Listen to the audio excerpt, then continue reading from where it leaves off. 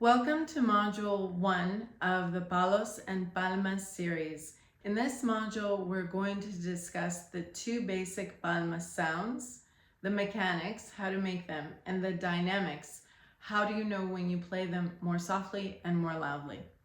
The first sound is called a sorda, which means in Spanish deaf. It's a muted sound that goes like this. The second sound we're going to discuss is called a clara or abierta, which is a sharper, clearer sound that sounds like this.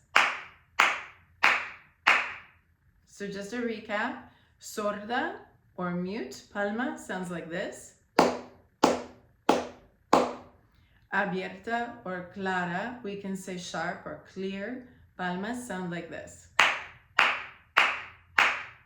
So how do you make them? The easiest way to teach you how to make a sorda is to get you to make prayer hands and then cross them. So both hands come together, right hand goes towards the left hand goes towards the right. You cross them, kind of hold hands with yourself, and then create a little pocket of air that you can see in here. So you're creating a little pocket of air between your two palms by tenting them slightly.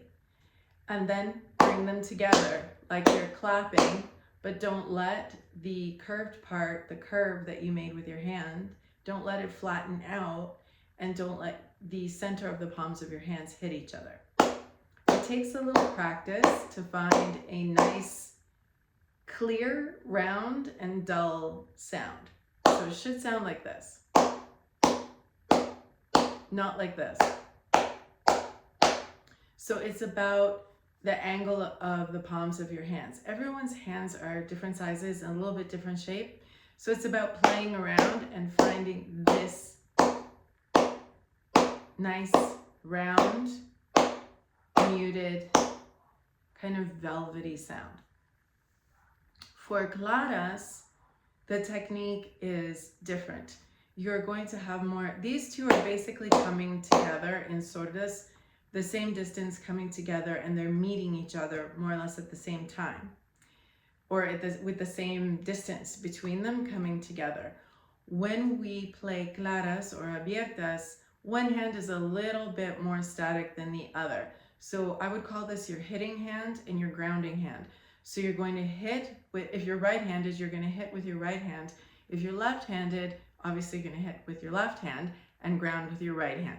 I'm right-handed, so I'm going to hit with my right hand into my left palm.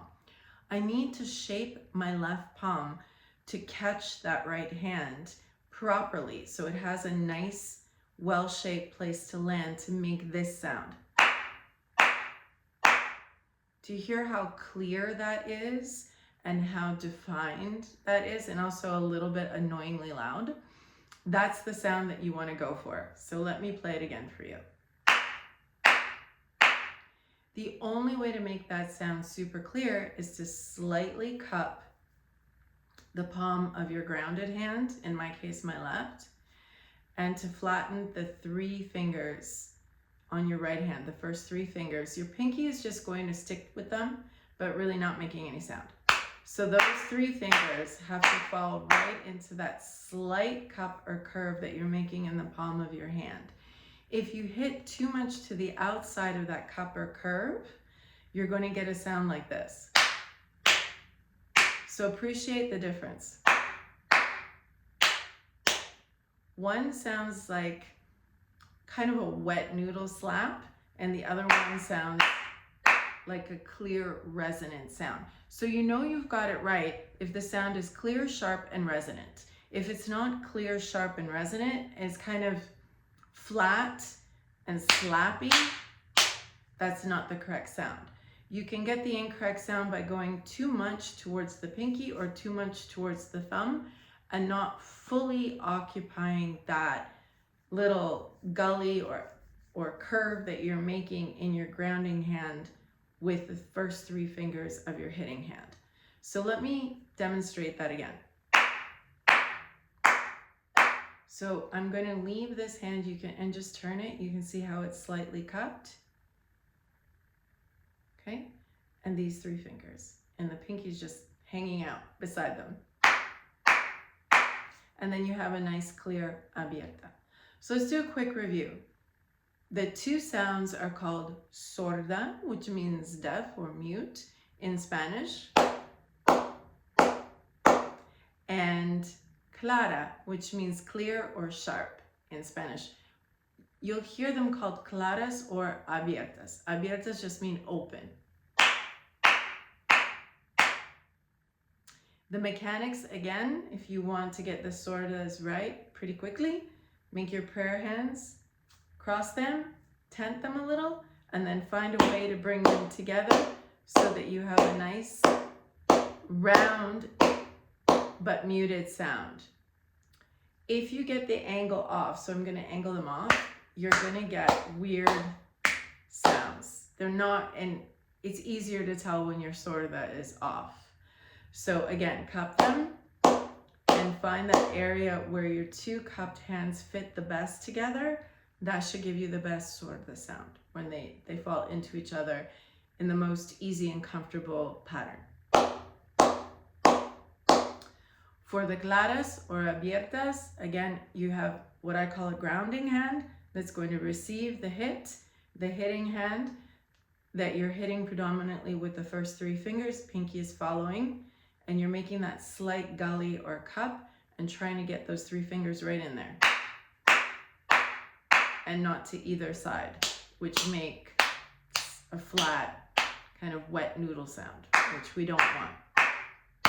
Okay, so those are your sounds and your mechanics. Your sounds and mechanics. Your dynamics are how loudly or softly you play each, and that is decided by listening very closely, listening and watching the dancer, the guitarist, and the singer. What you want to follow in the most basic sense is their dynamics in their softness or loudness and their level of energy that they're putting out and volume that they're putting out. The more volume and the more energy they put out, the more volume and the more energy you put out. We'll talk about speed in another module, but speed as well. For now, let's just talk about volume. The louder the singer and the guitarist or the dancer get, the louder your palmas will get. The softer they get, the softer your palmas will get. You're there to support, never to overpower. You're there to accent, never to take over. So to be a really good palmero or palmera means understanding how to make really good sounds and the mechanics of how to do that and doing that consistently, and knowing how to vary your dynamics. Also patterns of palmas, but that comes in later modules.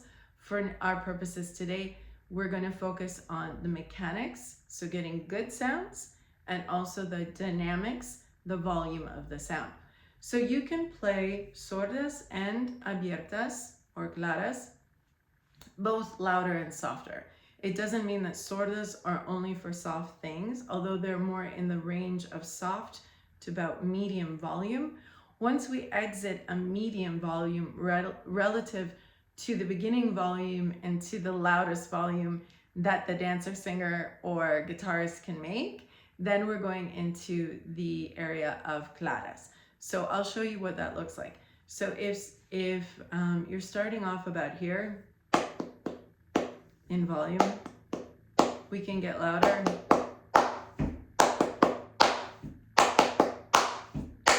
Now that's pretty loud, and I'm hitting quite hard. I'd have to really keep slamming my hands in together really, really hard to get louder with sordas, which doesn't make sense. That's when I'm going to start changing to claras. So that's pretty loud. It's louder than the sorda, but I can get much louder.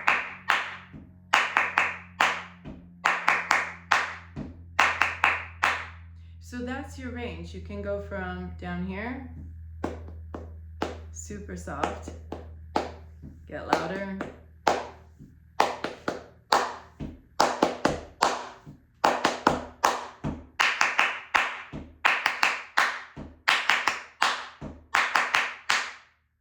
so again, quick recap. This is your sorda, this is your clara. Your mechanics are prayer hands cupped, bring them together comfortably.